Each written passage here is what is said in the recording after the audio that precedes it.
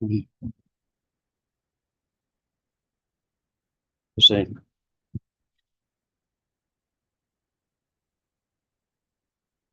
مم.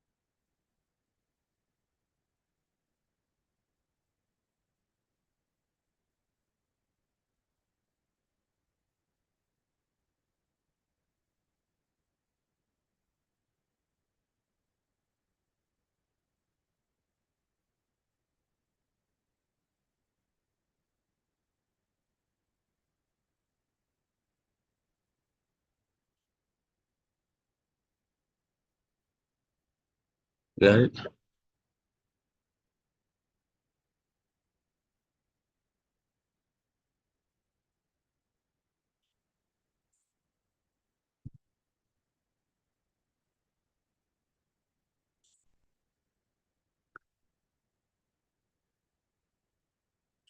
You good?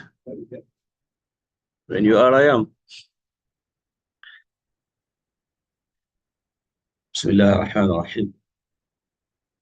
اللهم صل على سيدنا محمد الفاتح لما أغلق والخاتم لما سبق ناصر الحق بالحق والهادي إلى صراطك المستقيم. جزاك الله خير. وعلى آله حق قدره ومقداره العظيم. ورضي الله تبارك وتعالى عن صحابة رسول الله صلى الله عليه وسلم. ولا حول ولا قوة إلا بالله العلي العظيم.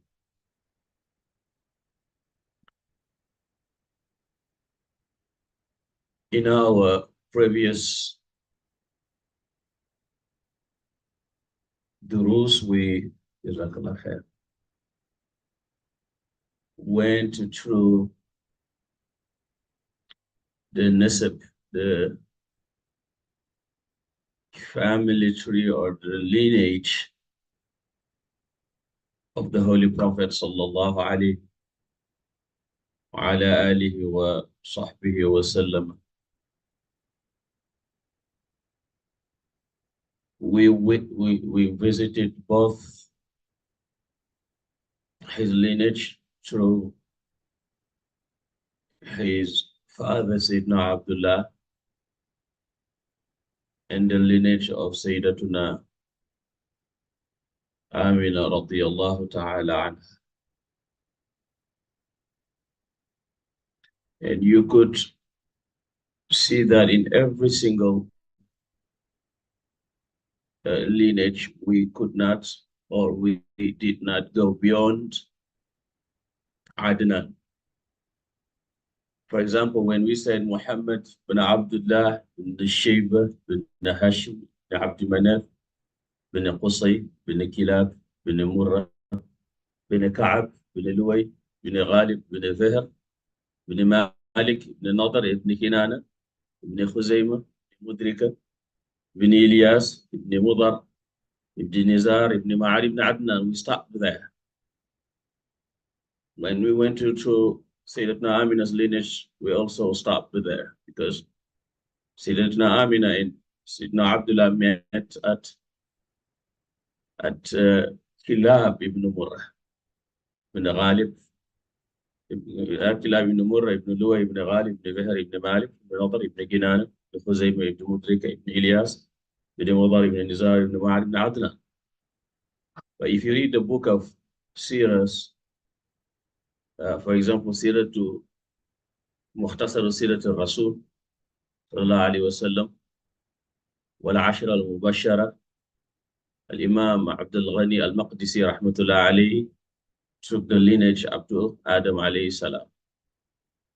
Then he said, but al-Muttafaq alayhi is up to Adnan. Between Adnan and Ibrahim, and between Ibrahim alayhi salam and Sayyiduna Adam, there is no certainty how many are there, even though they have brought different, versions. Some has added names, some has names that are taken out of the list.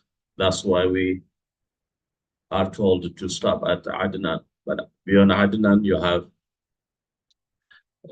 Udat, Adnan ibn Udat, ibn al-Muqawwim, ibn Nahur, ibn Tayrah, ibn Ya'rub, ibn Yashjub, ibn Nabit, ibn Ismail, ibn Ibrahim alayhi salam, ibn Tarih.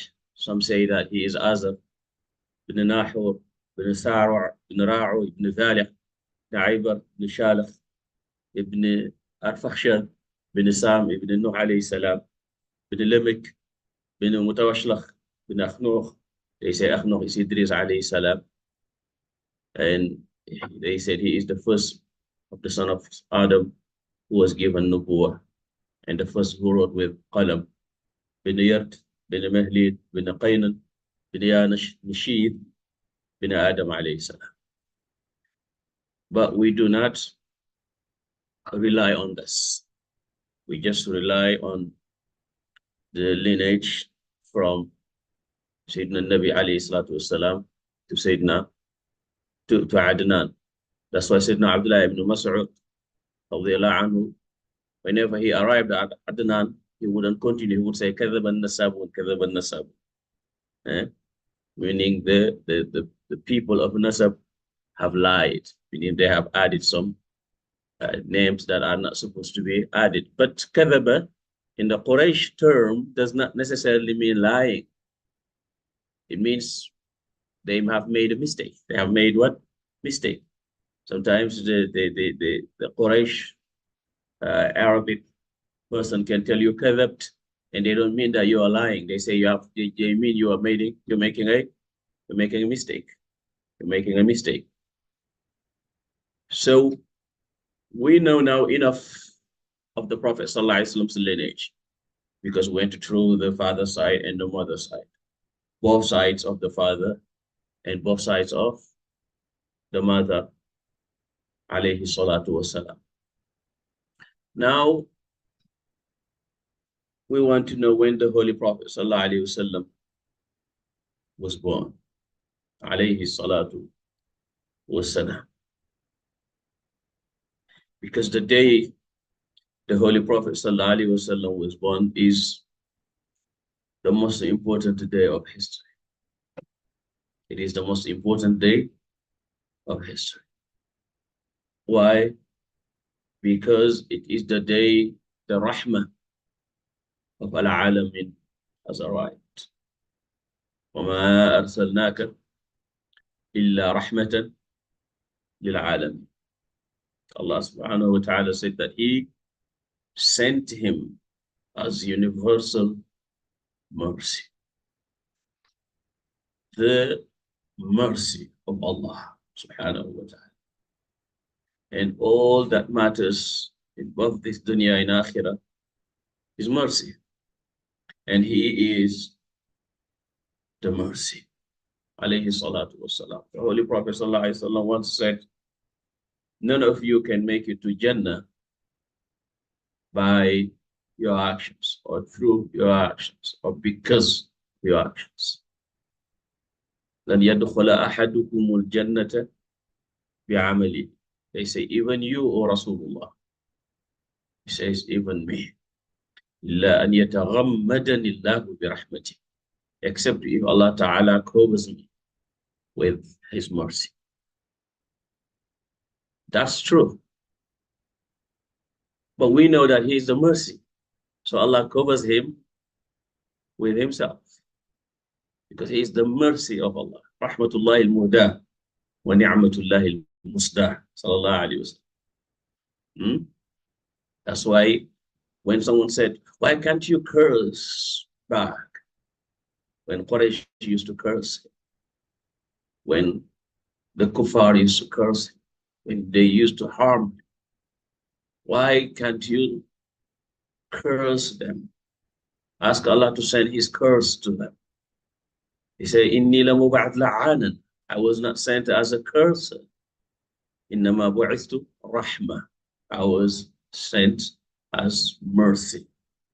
So the day He has arrived, the mercy of Allah Tabaraka wa Ta'ala has arrived. The hidayah of Allah Tabaraka wa Ta'ala has arrived. The Savior has arrived. The one who will change history for good has arrived. That's why His birthday is more than important to know. Alayhi salatu wasalam. Allah Tabaraka wa Ta'ala says, قُلْ بِفَضْلِ اللَّهِ وَبِرَحْمَتِهِ فَبِذَلِكَ فَلْيَفْرَحْ. If we are to celebrate, let us celebrate the fadl and the mercy of Allah. Say, only the fadl, the bounty of Allah and His mercy, you should celebrate. Meaning you should rejoice. You should rejoice. And the mercy of Allah Ta'ala is the Holy Prophet Sallallahu Alaihi wa alihi wa sahbihi wa sallam. Many are the miracles that occurred during this night. Actually, the scholars say that He was born not during the night. He was not born during the night, and He was not born during the day. He was born in between. Alayhi salatu wasalam. What we know as Sahar, dawn or pre-dawn. The labor started at the end of the night and ended at the Fajr. It was an easy labor, as Sayyidina Amina herself said, that she did not feel anything women would feel when they are in labor. Because He is the mercy, alayhi salatu. And the scholars say if He was born during the night, then the night will boast over day. And if He was born during the day will show pride that I was the time the Prophet ﷺ was born. And He's just. That's why He gave the night His share, and He gave the day His share. That shows us that the just has arrived. Inna Allah ya'muru bil adl wal ihsan. And He is justice Himself. Alayhi salatu wasalam. This occurred in Mecca. He was born in Mecca. There is no difference. When it comes to Sirah, there are so many versions, but no one will tell you he was born in Medina or in Taif. All of them agreed that the Prophet ﷺ was born in Mecca. Where in Mecca, they have some differences. But the most authentic version is that He was born في شعب أبي طالب. في شعب Abi Talib, i.e., in the big compound of Sayyidina Abdul Muttalib, because he had a big house. As if you live in some countries, for example, in Senegal, where I come from, in our village, known as Kenyang, when you go there, you will find a lot of houses in one house, a lot of houses in a house. And we say, we can use, for example, the name of that family. When you go there, you say, I'm going to Chaho, where the Saho family lives. And the patriarch of the family has, like, you know, hectares. And then he built a big, house. And every single person from his kids will have their apartment here, the other one there, and the other one there. That's how the house of Sayyidina Abdul Muttalib was. That's why you can understand how much Abu Lahab would harm the Holy Prophet ﷺ, Abu Lahab and the wife of Abu Lahab, because they lived in the same compound. When he moves, they know that he's getting ready to do something. His apartment is here, their apartment is. So that's when they say Sha'b Abi Talib, because Abdullah, as you will see, died right, I mean, a month before the birth of the Prophet ﷺ. There are some other versions, but he was born in Sha'b Abi Talib, i.e., in the place of his grandfather and his uncle and his father, Abdullah. That's where he was born. And that was the day of Monday. No difference. No one says that he was born on Friday. He was born on Monday. If he was born on Friday, one could say, because of the greatness of Friday, he was born on Friday. If he was blessed, he was blessed because of Friday. And we know that he is bigger and greater than Friday. So Allah did not choose a big day for him. He chose an ordinary day at that time, so that the day becomes one of the best days, because of the word Prophet ﷺ was born on it. That is a Monday. He was born on Monday, and he changed the status of Monday. People are known, are respected because where they belong, who their fathers and grandfathers or their family is.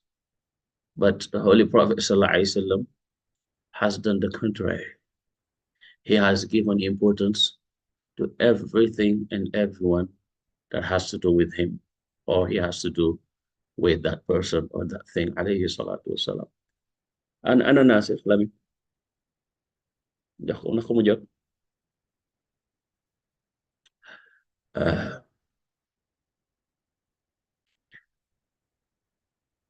My father used to say, I cannot live with two people, someone who doesn't work and someone who doesn't worship.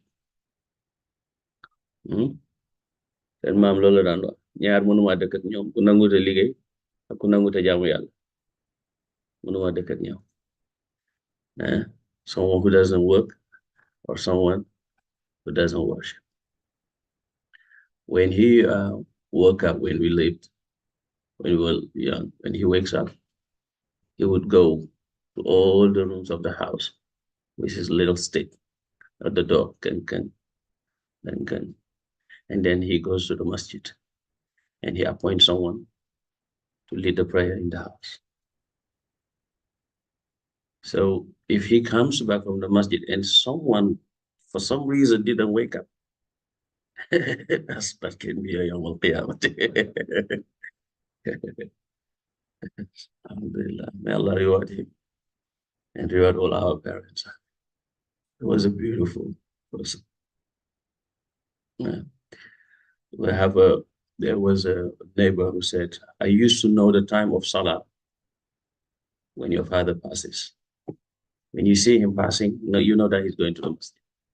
يذكر الناس وقت صلاتهم عند خروجه إلى مسجده. That's a high one of his students wrote about him. So the Prophet ﷺ was born on Monday. To give Monday the status Monday has now. You know that he used to fast on Monday. And when people ask why, he said, it is the day on which I was born. And it is the day on which Allah Ta'ala gave me this message. ذاك يوم فيه ولدت وفيه بعثت. أهلا بيوم اثنين مولد ثاني اثنين مبعث سر الكون مقدمي المبجل. It is a beautiful lamia by one of our mashayikh in Mauritania, Badi ibn Sidin, alayhi ridwanullahi ta'ala. He was born on Monday, and Monday has become what it has become. What it has become. In the month of Rabi' al-Awwal, he could be born on during the month of Ramadan. So we could say, wow, he was so blessed that he was born in Ramadan. But Ramadan itself was blessed because of the Prophet ﷺ. So Allah chose another month for him to show who he is. He doesn't want anyone to say, I did something for the Prophet ﷺ. That's why he didn't even leave a father for him to live with, because he wanted to take care of the Prophet ﷺ by himself. أدبني ربي فأحسن تأديبي. It is Allah Ta'ala who brought me up, who raised me. It is Allah Ta'ala who educated me, who made me who I am. Alayhi salatu wasalam. أدبني ربي فأحسن تأديبي. One of our mashayikh, Shaykh Ibrahim Niyas, said that أدبه ربه بهذه الآية خذ العفو وأمر بالعرف وأعرض عن الجاهل. Pardon people and command that which is good, and don't bother when the ignorant are bothering you. Don't bother. Don't take it personal. That's who they are.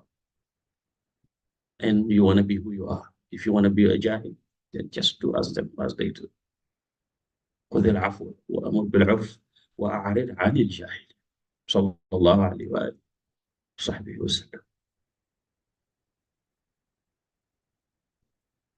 ربيع الأول.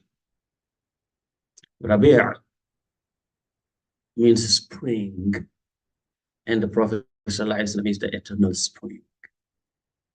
So يناسب أن يولد في الربيع. ربيع الأول لأنه أول مخلوق لله تبارك.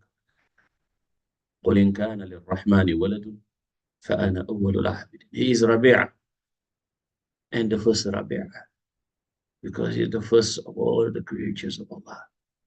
Why? Allah says, say, O Muhammad, if there was a child for Allah, the most merciful, فَأَنَا أَوَّلُ الْعَابِدِ, I am the first of the worshippers.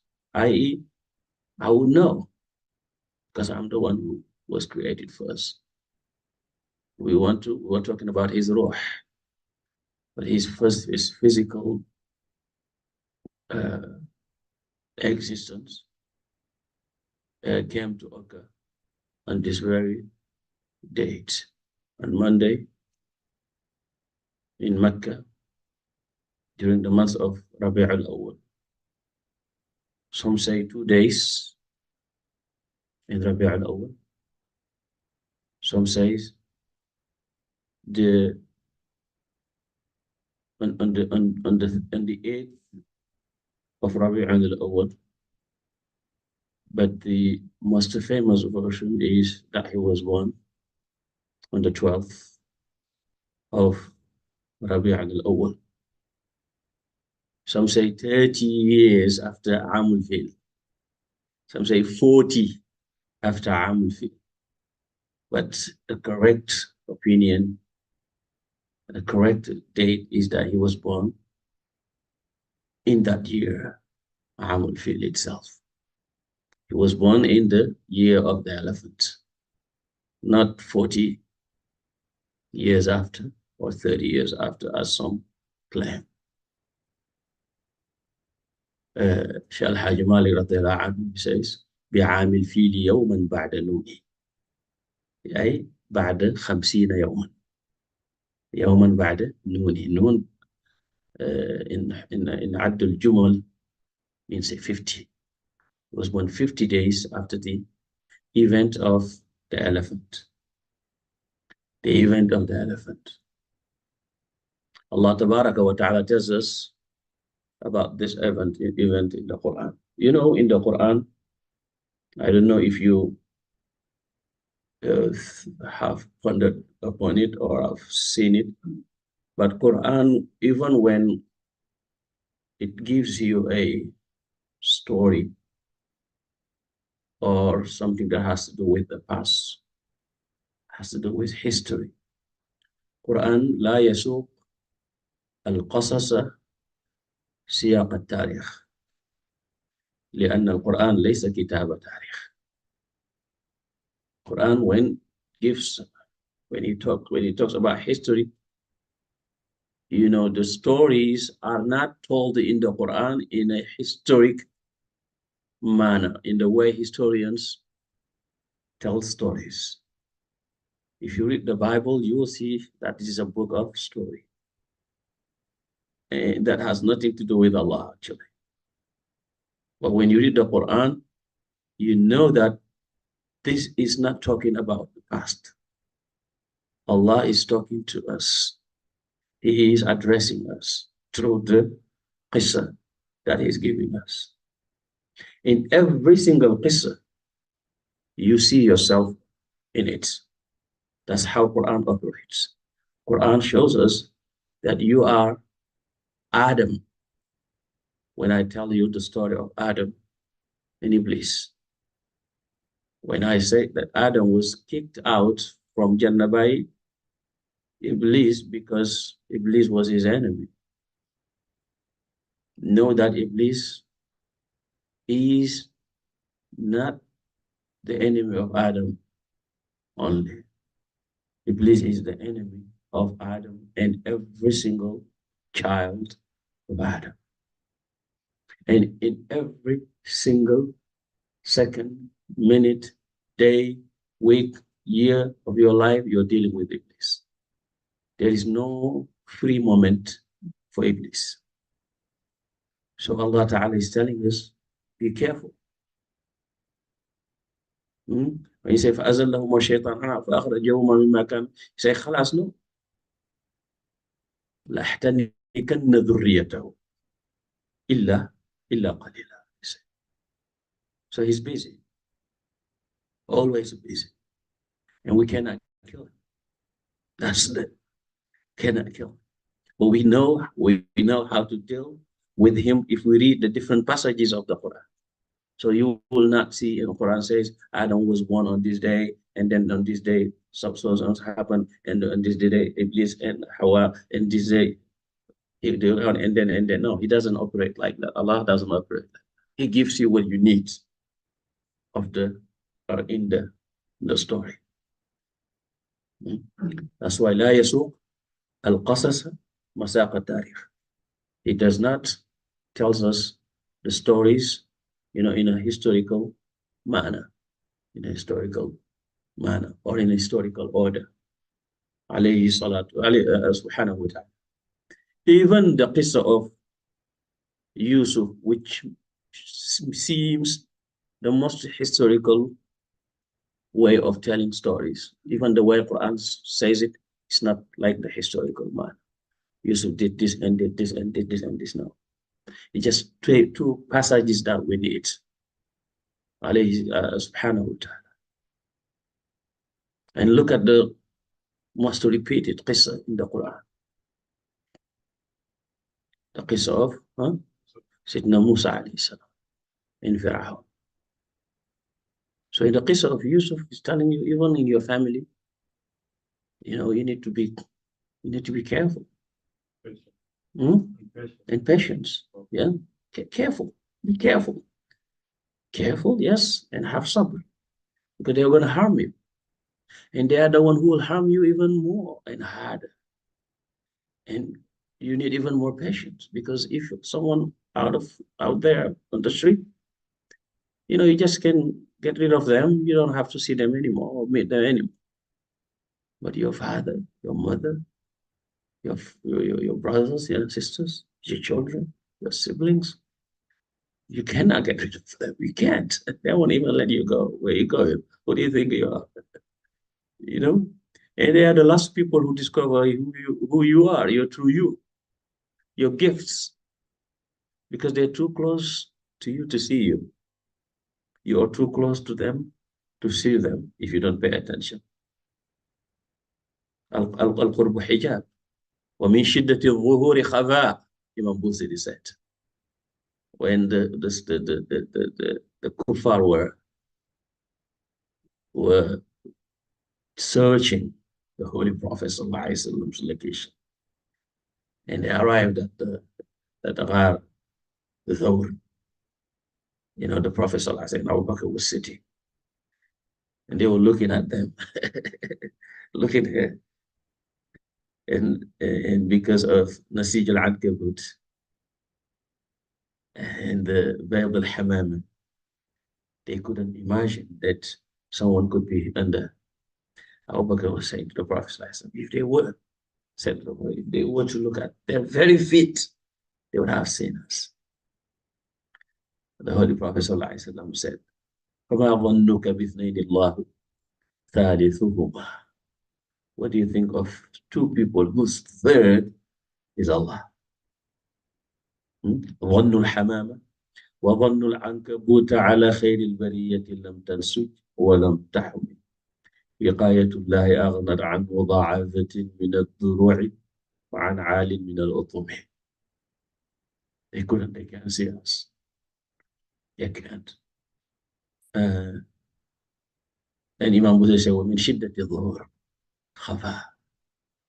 When something is too apparent, it becomes hidden. فلولا ركون العالمين لغيره رأوه عيانا فالإله قريب. Al-Hajj Malik said, Rahmatullah alayhi said, you can't see Allah. It is not because Allah isn't there. It is because because of your leaning towards others. When you are looking, you're looking out something else other than Allah.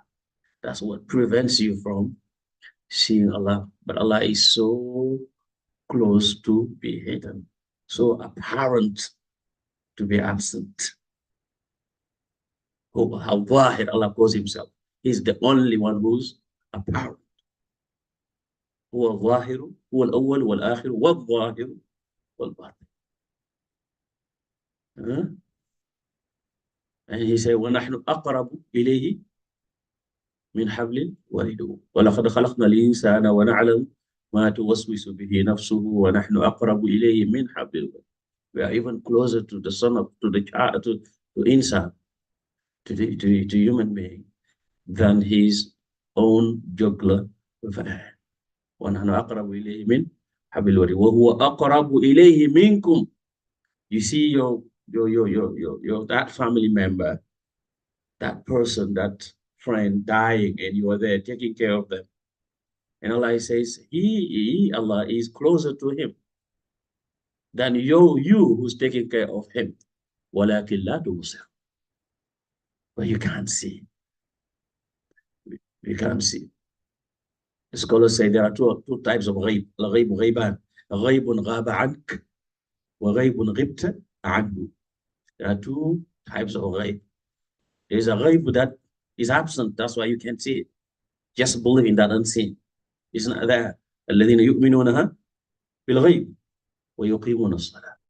Those who believe in the unseen.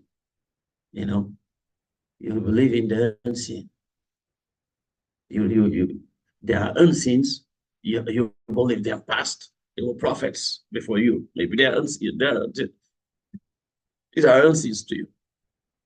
You know, Jannah and Nar, they're not around you here. That's why you can't see them. They're unseen. But there is an unseen that it is because you are not here, you can't see it. That unseen is Allah. Because we are absent, so absent that we cannot see him. But he's here.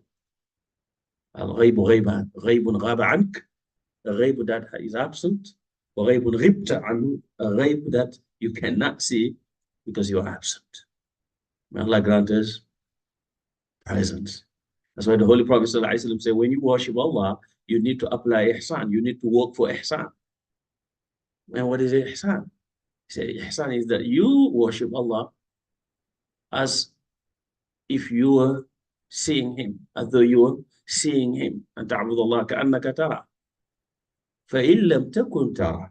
For if you can't see him, فإنه يراك. He is seeing you. Some scholars they say فإن لم تكن ترى. If you cease to exist, you will see him. Just cease to exist. فإن لم تكن, if you are not ترى, you will see him. You see, that's another understanding of it. You know, just cease existing. You know, one of the awliya had a dream and had a vision in which he saw Allah. He said, Subhanahu wa ta'ala. He said, Ya Rab, كيف أصل إليك? Oh Allah, how can I come to you? Say, leave yourself at the door and come in. Leave yourself at the door and come in. Ibn Ata'illah secondary said, اضفن نفسك في أرض الخمول. فما لم يدفن لا ينبت. You know, you want to grow, you say, bury yourself. Bury yourself. Because if you want, like, how do you call it? If you bury the seed, for the seed to grow, you know. But we want to be seen, that's why we don't grow. We don't want to be seen, that's why we don't grow. We can be seen outwardly, but inwardly, we can't grow. That's why we spiritually have difficulty growing, because we want to be seen. And if you were to bury ourselves, we would grow. Allah will see us. Subhanahu wa ta'ala. اطفئ نفسك في أرض الخمول. He wrote a book called Al-Hikam Al-Ata'iyya. There is no book like that. I always remind myself of this beautiful book. When he presented this book to his Sheikh Al-Mursi Abu Al-Abbas, he said to him that every single thing a scholar of this path has ever said, you have made it simple. You have brought it like in this very simple manner. And he told me everything that is in Ihya Al-Hikam. Said Ahmed Tijani was reported to have said, if there was any book that could recite in prayer other than Quran, it would be Al-Hikam of Ibn Ata'illah second. Beautiful book. A beautiful book. A beautiful book. The first hikmah is من علامة الاعتماد على العمل عدم الرجاء عند نقصان الرجاء عند وجود الزلل. من علامة الاعتماد على العمل نقصان الرجاء عند وجود الزلل. So the fact that you lack hope your raja, your hope about Allah Ta'ala, your expectation of Allah subhanahu wa ta'ala has decreased. One of the signs that he said one of the signs that you rely on your own action is the fact that you lack hope when you have mistaken, when you make a mistake, when you have sinned, and you think because of your sin, you have no more right to hope that Allah will give you so and so, that Allah will be pleased with you. He said, because you were not relying on Allah, you were relying on your actions. But if you do not, you will know that you are a sinner. You are a son of Adam. You are a mistake maker. That's your nature. How can you put Allah Ta'ala in your place? Because your nature is that if someone has done something bad to you, you would not give them what they want. How dare you put Allah there? It's a very beautiful. And let's finish with this qissa, because we're talking about the birth of the Prophet that was in the year of the elephant, when Abraha al-Ashram wanted to destroy the Holy Kaaba. Why I said when the Quran tells us this story, it's not telling us that this is occurred in the past. It's telling us this is what is occurring, what is happening throughout history. This is what you see every single day in your life, you Muslim, you son of Adam. And I said the most repeated qissa is the qissa of Fir'aun and Musa, because it has to do with Tughyan. It has to do with istibdad. It has to do with transgression. It has to do with dictatorship. And one of our scholars tells us that if you read the Quran, you will see that for Tughyan to occur, you need 5 things. And those are the 5 things that Allah Ta'ala says about Fir'aun. Whenever you see the qissa of Fir'aun in the Quran, think of 5. 5 things. Number 1, for Tughyan, for transgression, for dictatorship to occur in any place, there are 5 pillars. 1 pillar, Malik Jabbar. Malikun Jabbarun. You have to have Malikun Jabbarun ya'taqidu annahu fawqa kulli shay wa fawqa kulli ahad. And that Malik Jabbar is is in the person of Fir'aun. You know, a haughty, arrogant ruler. That's what you need to start with. But that arrogant ruler, to continue to rule, needs wuzara mutamalliqun, munafiqun. He needs a cabinet that approves everything. Whatever the king does, that's the best thing. You know, I give you an example in my country. A couple of weeks ago, because we're supposed to have presidential election. A couple of weeks ago, candidates who the Constitutional Council blocked that they could not participate, they went to see the president, Macky Sall, to do something. He said, no, he cannot do anything because this is the law. All his cabinet say, you see, the president is so democratic that he wants us to respect the law. No more than a week after that, or 2 weeks, he came out yesterday. He said there will be no election because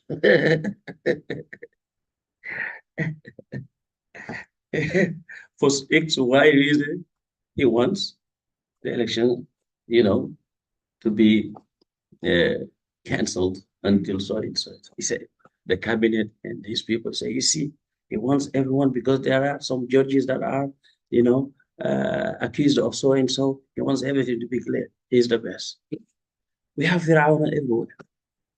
And in Senegal, we have a new Fir'aun, unfortunately. And he has a beautiful name, Macky Sall. Beautiful name, a prophet's name, but no quality.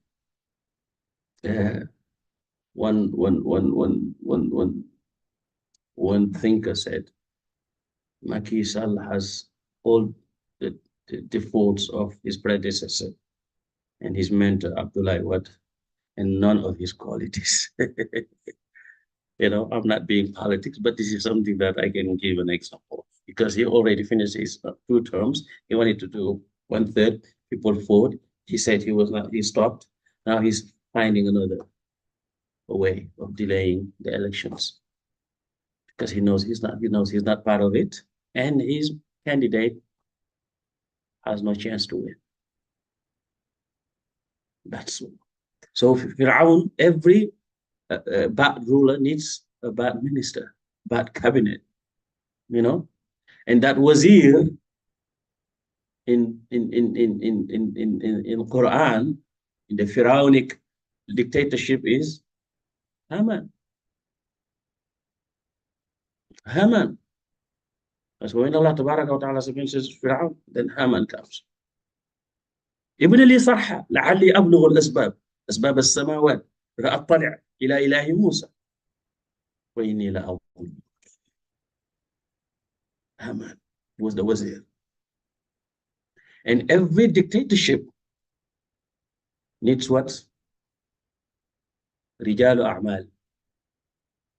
رجال أعمال فاسدة. You need business people who do not see anything but their own interest through what? The life of the dictatorship. Because they know that as long as this guy is here, everything will be good. So they fund you, they give you whatever you need so that you can do for them whatever they want. United Nations, FME, how do you call FME? World Bank. All these organizations behind these dictators. The dictator is only bad the day he will decide to say no to them. And that business guy in Fir'aun's kingdom was Qarun. And Qarun was supposed to be in the side of the weakened people because he's from Musa's tribe, if you could say, from Musa's people. إن قارون كان من قوم موسى فبغى عليه وآتيناه من الكنوز ما إن مفاتحه لتنوء بالعصبة أولي القوة إذ قال له قومه لا تفرح إن الله لا يحب الفرح وابتغ فيما آتاك الله الدار الآخرة ولا تنس نصيبك من الدنيا وأحسن كما أحسن الله إليك ولا تبغي الفساد في الأرض إن الله لا يحب الفساد. قال إنما أوتيته على علم عندي. You Africans, you need to work, you need to have this. We Europeans, we America, we have and they are the ones stealing our wealth to become richer, and they're the one who say that they're gonna help us through these dictators who will serve nothing but their own interest and his interest. And when Allah Ta'ala talks about Qarun, think of Qarun of our time. We have Qaruns of our time. Rijalul A'mal. And the dictatorship, the bad ruler, needs ulama wa rijaluddin. He needs scholars and religious people who will give fatwa according to the hawa of the ruler. And that you can see it in the people of the Sahara, in the persons of the Sahara, the magicians, before they have to have adab with them before they accepted Islam. the magicians. بعزة فرعون. You know, yeah, Fir'aun becomes God. عزة فرعون. You know, a couple of days ago, everything was haram in Saudi. Everything. Whatever we say, this is bid'ah, this is shirk, this is haram. Last week I heard they were opening the first alcoholic store just for the non-Muslim diplomats, just for non-Muslim diplomats. And no scholar has said a word because it's just for the non-Muslim diplomats in Riyadh. And that's how it starts. You know, everything is haram because that's the madhab of the ruler. Everything is halal because that's the madhab of the ruler. Sahara. And you have those Sahara every single time. How many things did I say? 4. So 1 is remaining. What is remaining? I always mentioned who? The Malik Jabbar. Bad ruler. That bad ruler needs Wazir Mutamalliq, a bad cabinet or entourage, corrupt entourage. And the corrupt entourage is in the name, is what? Huh? In what? In the person of Haman. And Rijalul A'mal, business people who will bring funds, who will do everything for you so that you can do everything for them. Qarun. And people of knowledge. They can be scientists, they can be philosophers, they can be thinkers, they can be doctors, they can be anything. But they will approve this medicine because it is in the interest of, okay. They will say this is what happened historically, but because this is how the ruler wanted.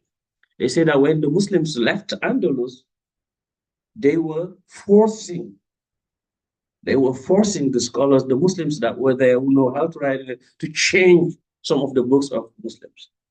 That's why when you read Ibn Arabi and you hear some people say that he's kafir, say, be careful.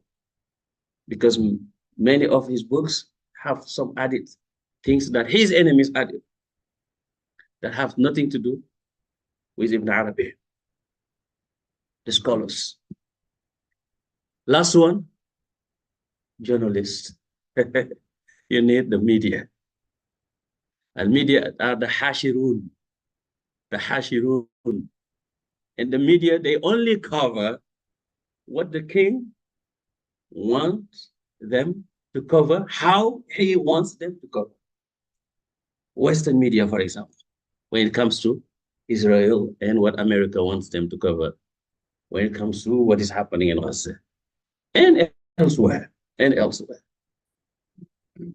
What did they say? They call people, come, لعلنا نتبع الصحراء فهل أنتم مجتمعون لعلنا نتبع الصحراء إن كانوا هم الغالبين. They just talk about the side of the king because the Sahara had to meet with Musa. There was a day of challenge. When they call people, they say, let's go and see what the Sahara, the magicians will do, and see that they're going to, if they're going to win. Musa, they didn't even mention him. They didn't mention him. Okay, let's go, let's see. Has Israel attained his objective? You know, killing the terrorists, this is. You know, Israel needs this. Israel has the right to defend itself. You need the journalism, you need the media. So Fir'aun had the media, Sahaf. This is the Quran. So whenever we read the Quran, and the Quran talks about Fir'aun and Musa, think of these 5 things. Think of the 5 things. But those 5 things will need you to be against them. And you are Musa, alayhi salam. You can choose to be Musa. And if you are Musa, it can be painful, can hurt, it can be, very difficult. But at the end of the day, Sunnatullah is what? لأن سنة الله تنظم الكون ونريد أن نمن على الذين استضعفوا في الأرض ونجعلهم أئمة ونجعلهم الوارثين ونجعلهم الوارثين. So Allah Ta'ala is going to be at the end of the day on the side of the oppressed. And you are the oppressed if you choose to be on the side of Musa or if you choose to be Musa. You know, Abraham needed people to bring him to Mecca to destroy the Kaaba because he built his own Kaaba and nobody went to that. He was using the Arabs themselves to come to destroy the Kaaba, and Allah destroyed him, as Allah says in Surah Al-Fil, ألم تر كيف فعل ربك بأصحاب الفيل ألم يجعل كيدهم في تضليل وأرسل عليهم طيرا أبابيل ترميهم بحجارة من سجيل فجعلهم كعصف مأكول or فجعلهم كعصف مأكول. And that itself is irhas, is announcing that something huge is coming. Kufr and the kingdom of Kufr is down. Allah wa Ta'ala's prophet is going to be born, and is going to be the mercy, the universal mercy who will save the world from Kufr and from Jawr. 50 days after this event, Sayyidina Rasulullah sallallahu alaihi wasallam was born. We'll stop there, and inshallah, when we come back, we will continue and see different angles of this very beautiful birth of the Holy Prophet sallallahu alaihi wasallam. Allahumma salli ala Sayyidina Muhammad wa ala alihi wa sahbihi wa sallam wa akhir da'wana alhamdulillah. Amen.